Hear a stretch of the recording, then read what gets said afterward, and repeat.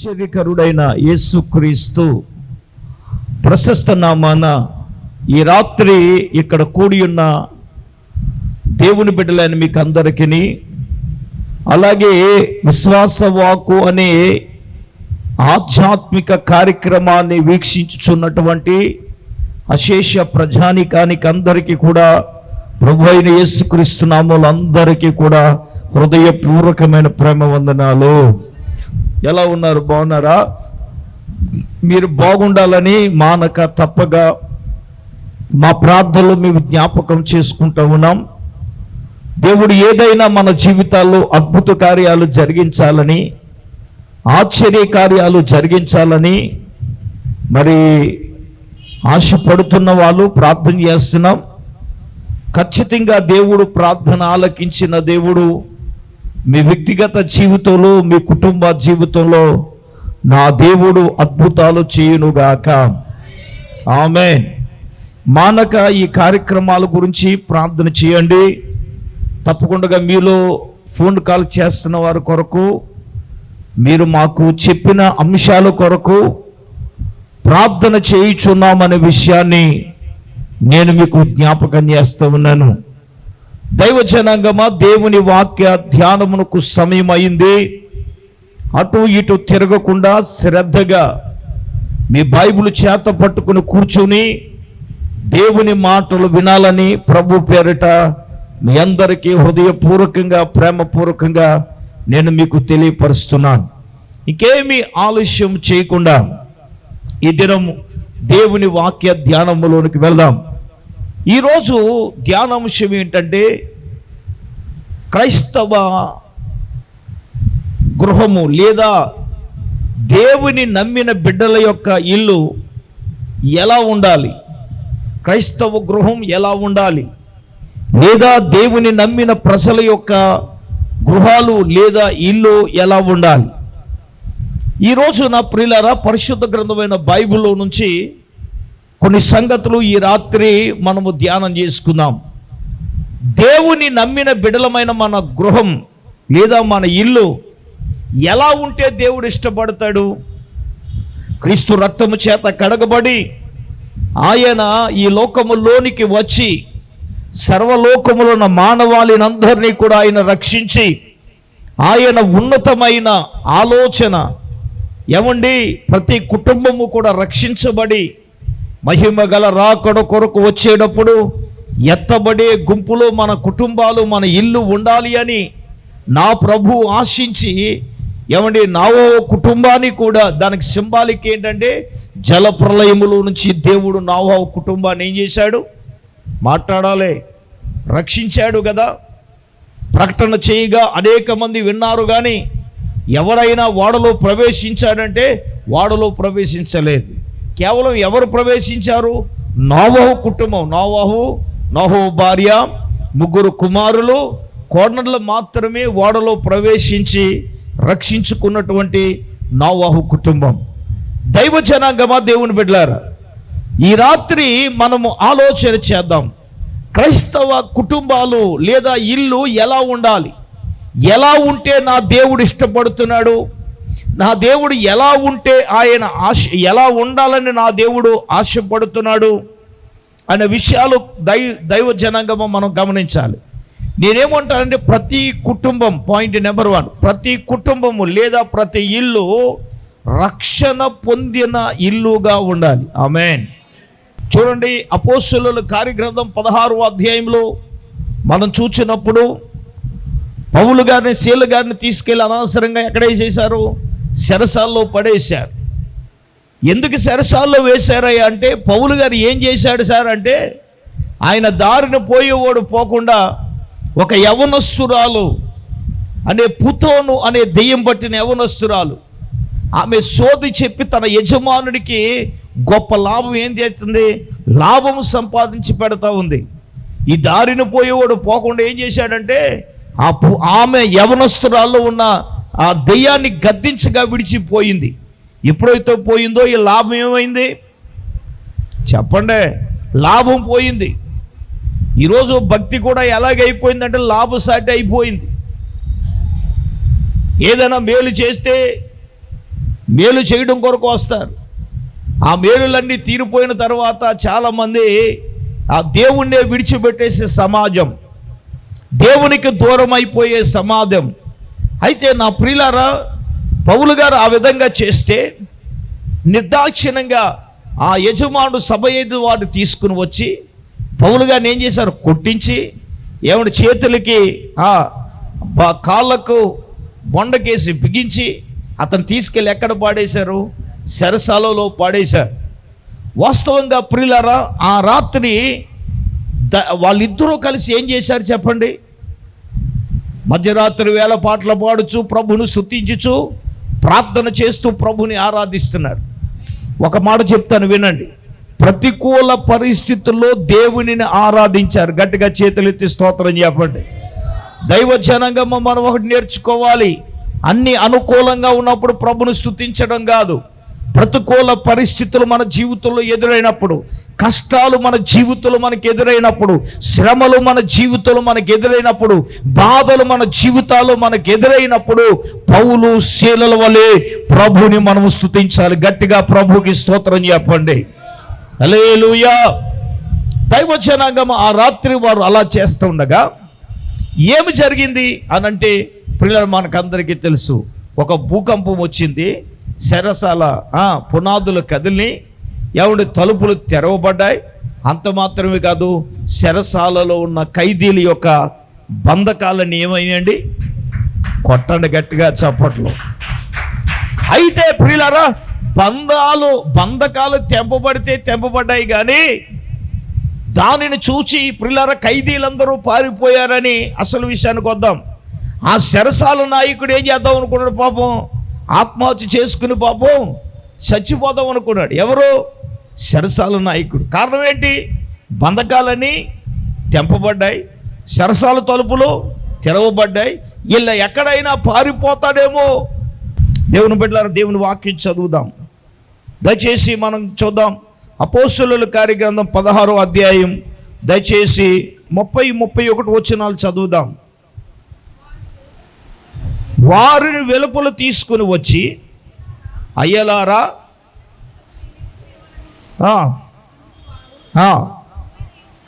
ప్రభువైన యేసునందు విశ్వాసం ఉంచుము, అప్పుడు నీవును నీ ఇంటి వారు ఏం పొందుతారు?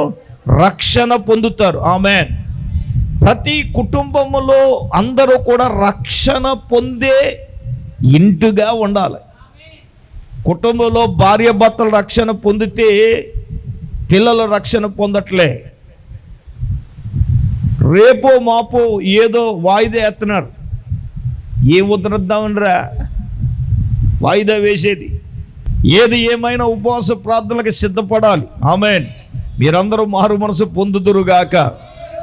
గట్టిగా చెప్పండి ఆమేన్. లేదంటారా? కాలువ నీరు వచ్చిన వెంటనే ఒక యవ్వన బిడ్డ సిద్ధపడతా ఉంది. అప్పుడు వీరు సిద్ధపడితే ఆ బిడ్డతో పాటు మీ అందరికీ కూడా రక్షణ ఇవ్వటం జరుగుతుంది. ఓ మాట చెప్తాను, రక్షణ బలవంతంగా ఇవ్వకూడదు. హృదయములో మార్పు చెందాలి. బలవంతంగా ఇవ్వను.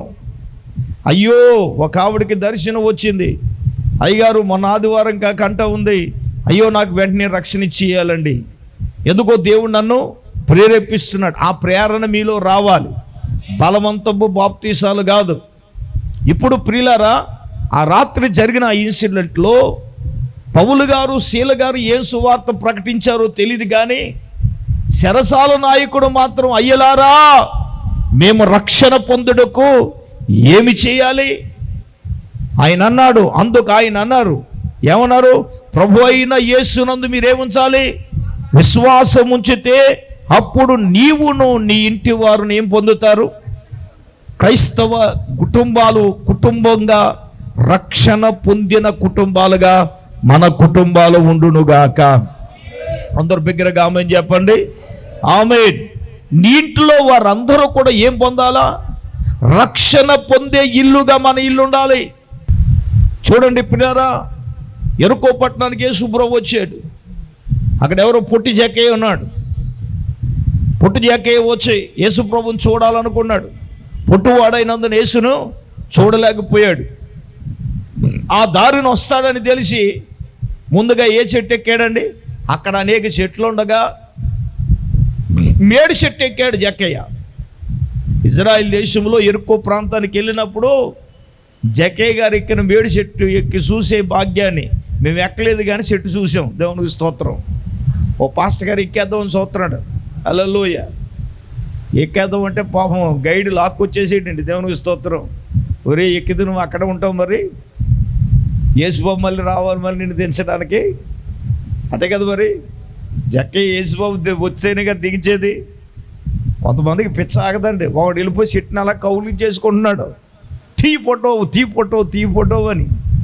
దేవునికి స్తోత్రం కలుగునుగాక. చెప్పండి గట్టి గట్టిలే. హల్లెలూయా.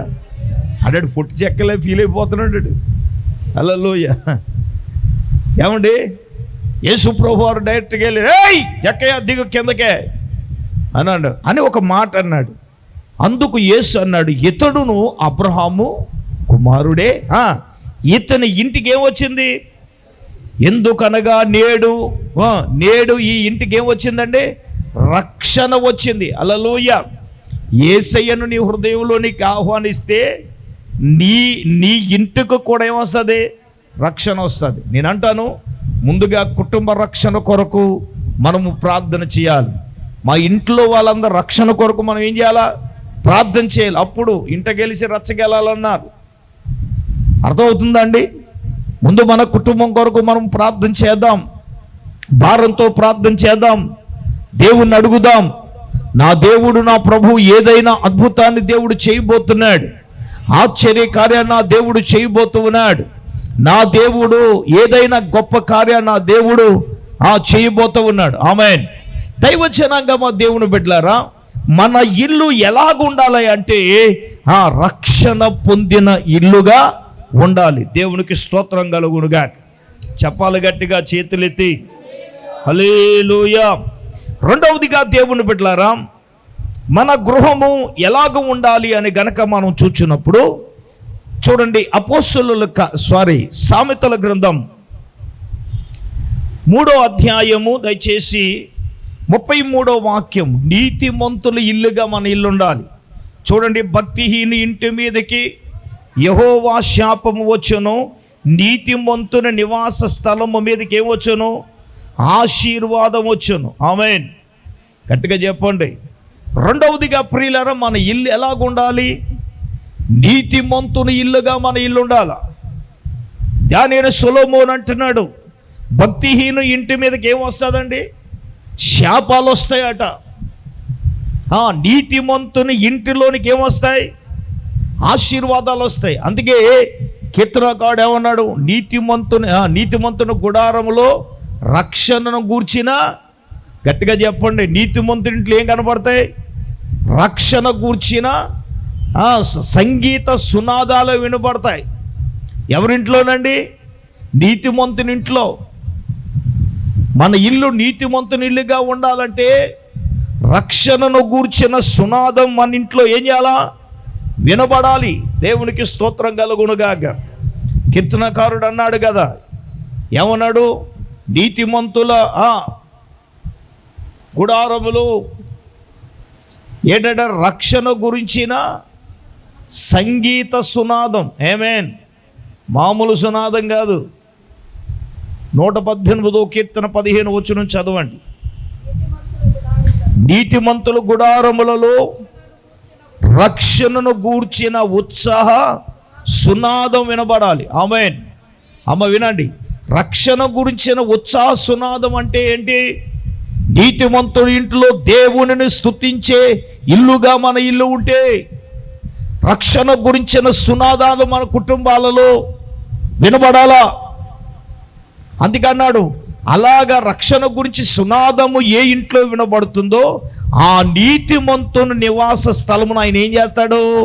ఆశీర్వదిస్తానన్నాడు. గట్టిగా దేవుని స్తోత్రం చెప్పండి. హల్లెలూయా. రక్షణ గురించిన సునాదం వినబడట్లేదు కానీ దేవునికి స్తోత్రం, దానికి బదులు చాలా సౌండ్లు వినబడుతున్నాయి. ఎందుకంటే ఎప్పుడు రహస్యాలు బయలుపడతాయంటే దేవునికి స్తోత్రం. నేను సడన్గా హౌస్ విజిట్ వచ్చినప్పుడు మంచానికి అడ్డంగా కూర్చుని నిలువుగా కూర్చుని హల్లెలూయ. కొంతమంది భక్తులు హలో వినవలసింది వినపడవలసింది వేరే శబ్దాలు కాదు, పక్కన అన్యుల ఇంట్లో అయ్యే శబ్దాలు వినపడుతున్నాయి, మన ఇంట్లో కూడా చెప్పండి ఆ శబ్దాలు వినబడకూడదు యేసు నామములో. ఆమేన్. ఏ వినబడాలి?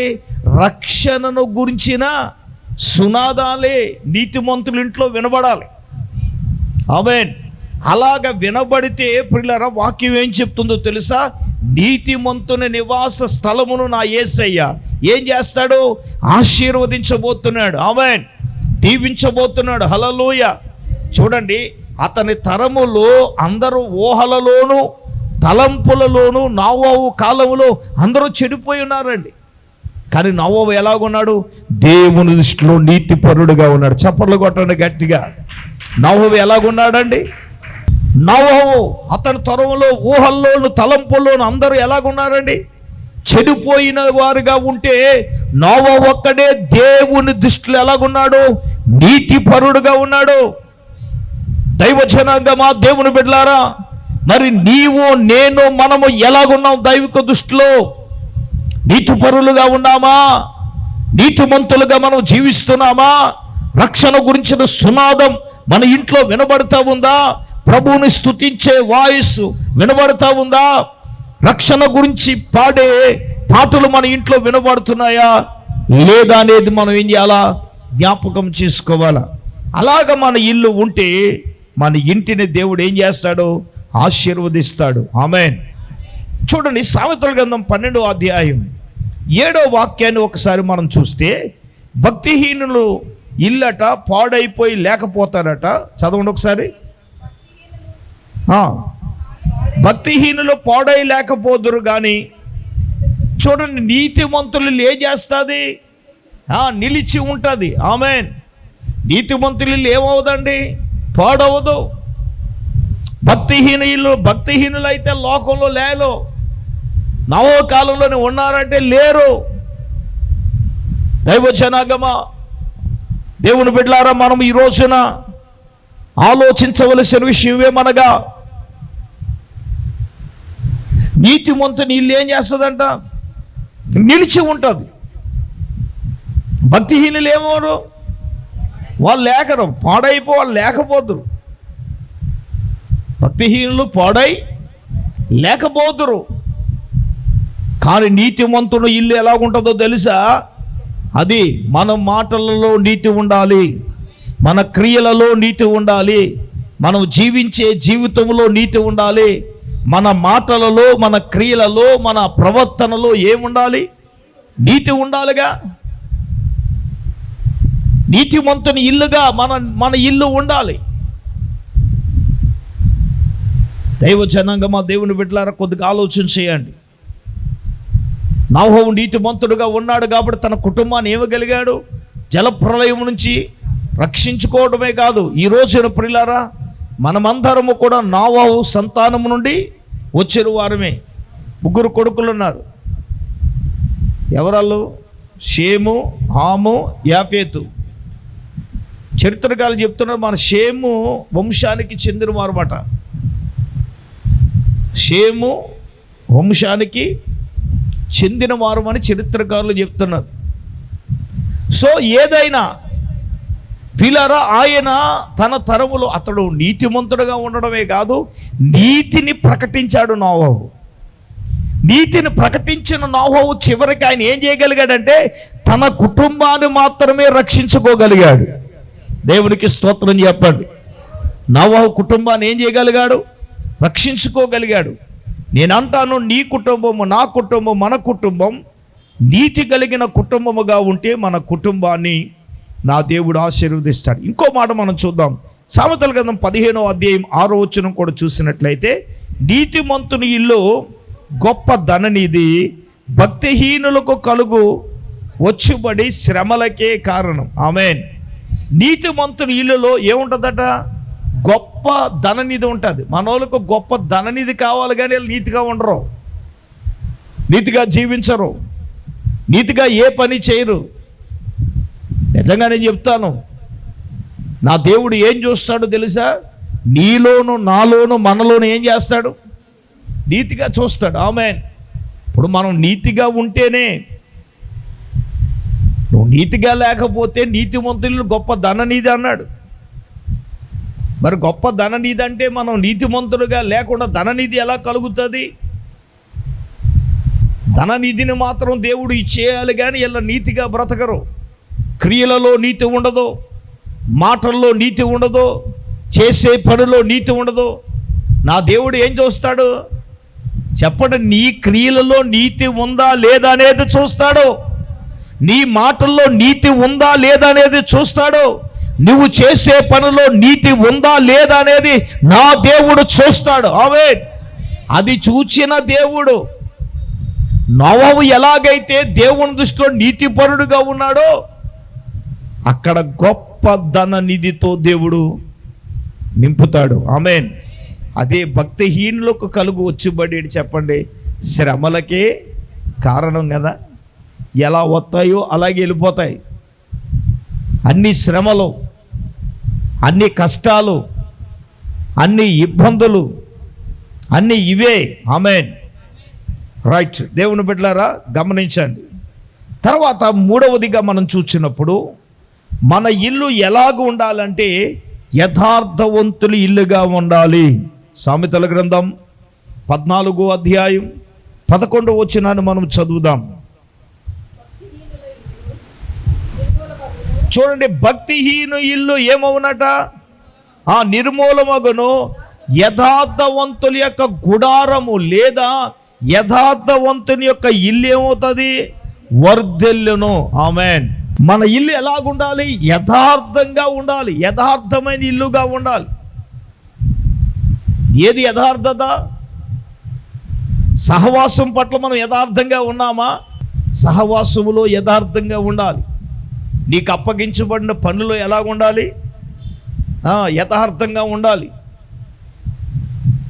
యథార్థంగా లేకపోతే దేవుడు ఏం చూస్తాడు చెప్పండి? నువ్వు యథార్థంగా ఉన్నావా లేదా? పరిచర్యలో యథార్థంగా ఉన్నావా లేదా? నీకు ఇచ్చిన వ్యాపారంలో యథార్థంగా ఉన్నావా లేవా? చూడండి, దావీదును గురించి ఒక మాట చెప్పాడు.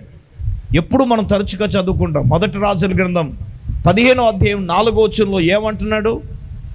దావీదు గారు ఇత్తీయుడైన ఉరియా విషయంలో తప్ప అతడు, చదవండి ఒకసారి 15:4. చూడండి, దావీదు గారు ఇత్తీయుడైన ఉరియా విషయంలో తప్ప తన జీవిత దినములన్నిట, చూడండి, తన జీవిత దినములన్నిట ఎలాగున్నాడట? యెహోవా దృష్టికి ఎలాగున్నాడు? యథార్థముగా నడుచుకున్నాడు. గట్టిగా దేవుని స్తోత్రం చెప్పండి. దేవుడు అంటున్నాడు, ఒక ఇత్తీయుడైన ఉరియా విషయములో దావీదు ఏం చేశాడు? యథార్థంగా లేదు, తప్పాడు.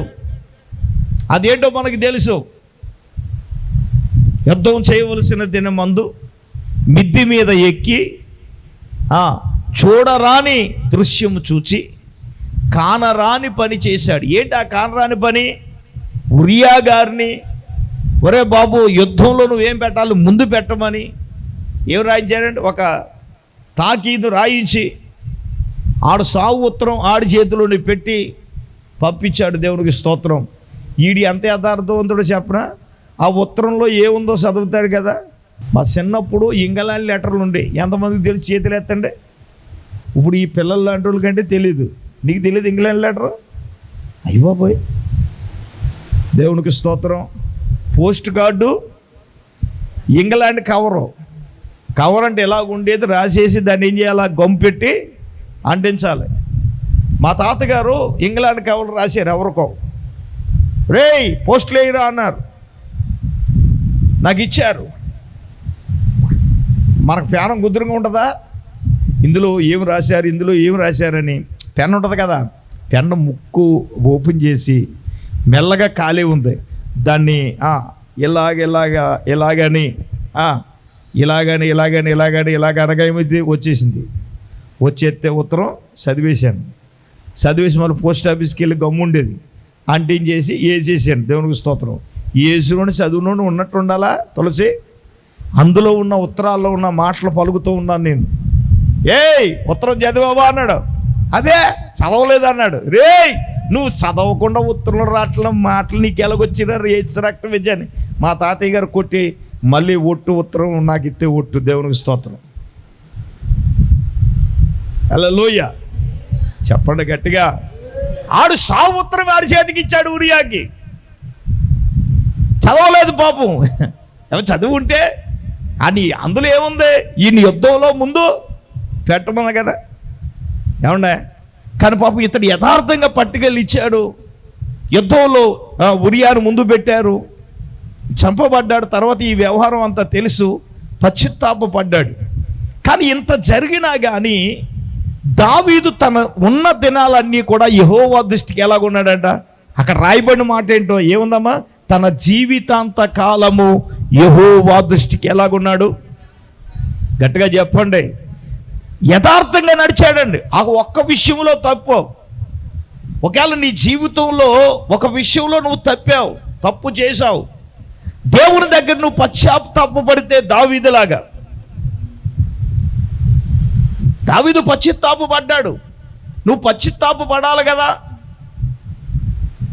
పశ్చాత్తాపపడి దేవుని దగ్గర పాపం ఒప్పుకొని నువ్వు ఏమి తప్పిదం చేసావో దాని దేవుడి దగ్గర ఒప్పుకుంటే నా దేవుడు ఏం చేస్తాడో తెలుసా, దావీదుని యొక్క పాపమును పరిహరించి క్షమించిన దేవుడు నీ దోషాన్ని నీ పాపాన్ని ఏం చేస్తాడు, క్షమిస్తాడు. క్షమించడా? దావీదుని క్షమించిన దేవుడు నిన్ను క్షమించడా? క్షమిస్తాడు. దావీదు ఎలాగైతే తన జీవిత దినములన్నిట యథార్థంగా ఉన్నాడో నీవు నేను మనం ఎలాగ ఉండాలి. నేను ఒక మాట చెప్తాను, నువ్వు యథార్థతను ఎప్పుడైతే తప్పవో నువ్వు అంత తేడాగా ఉంటావు. ఫ్రీడమ్గా ఉండలేవు, నువ్వు ఫ్రీడమ్గా మాట్లాడలేవు. ఏదో జడుస్తూ మాట్లాడతావు, ఏదో బెరుకుగా మాట్లాడతావు. ఎందుకు? తప్పిదాన్ని కవర్ చేయాలంటే నేను అంటాను, లోకంలో మనుషులను కవర్ చేయొచ్చు కానీ దేవుణ్ణి మనం ఏం చేయలేము చెప్పండి. బైబిల్లో కవర్ చేద్దాం అనుకున్నారు కొంతమంది, కానీ ఏం చేయలేకపోయారు, కవర్ చేయలేకపోయారు. కారణం ఏంటంటే దావీదు కూడా చెప్తాడు 18వ కీర్తన 22 వచ్చి లేవంటాడు, దేవా నేను దోషక్రియలు చేయనొల్లకుంటిని, నా దేవుని దృష్టికి నేను ఎలాగున్నాను, యథార్థవంతుడనైతిని అన్నాడు. గట్టిగా దేవుని స్తోత్రం చెప్పండి.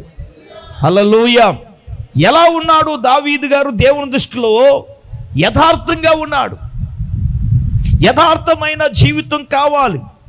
మన గృహము యథార్థమైన గృహముగా ఉండాలి. నా దేవుడు కోరుకునేది, నా దేవుడు ఆశించింది అదే. యోబు గారు కూడా యథార్థంగా ఉన్నాడా లేదా? ఉన్నాడు. అందుకే ప్రియులారా, అతని జీవితంలో యథార్థంగా ఉన్నాడు. సాతానుతో కూడా అన్నాడు, సైతానా నువ్వు అనవసరంగా నిష్కారణంగా నువ్వు ప్రేరేపించినను అతడు ఇంకను తన యథార్థతను వదలక తన యథార్థతలు ఎలాగున్నాడు, నిలకడగా ఉన్నాడు. చేతులెత్తి స్తోత్రం చెప్పండి. నేను అంటాను, నీ గురించి దేవుడు చెప్పగలడా? నీ గురించి చెప్పగలడా? నీ గురించి చెప్పగలడా? నీ గురించి చెప్పగలడా? ఒకసారి ఆలోచించమని ప్రభు పేరట నేను మనవి చేస్తున్నాను. ఒక మాట చెప్తాను, నీ ఇల్లు నువ్వు యథార్థవంతుడిగా ఉంటే నీ ఇల్లు ఏమవుతుంది, వర్ధిల్లుతుంది కదా. ఆయన యథార్థంగా ప్రవర్తించేవానికి ఆయన ఏ మేలు చెయ్యక మానడు అన్నాడు. యథార్థంగా ఉంటే ఎందుకు మేలు చేయడు? నువ్వు యథార్థంగా మోకరించి దేవుని దగ్గర అడిగినప్పుడు దేవుడు ఎందుకు చేయడు? నేను ఎవరినైనా ఏదని అడిగినా నేను ఏం చెప్తాను, ఏది పడితే అది మాట్లాడను. దేవుని దగ్గర అడగండి, ప్రార్థించండి, దేవుడు కనిపెట్టండి, దేవుడు ఏం చెప్తే దాన్ని చేయండి.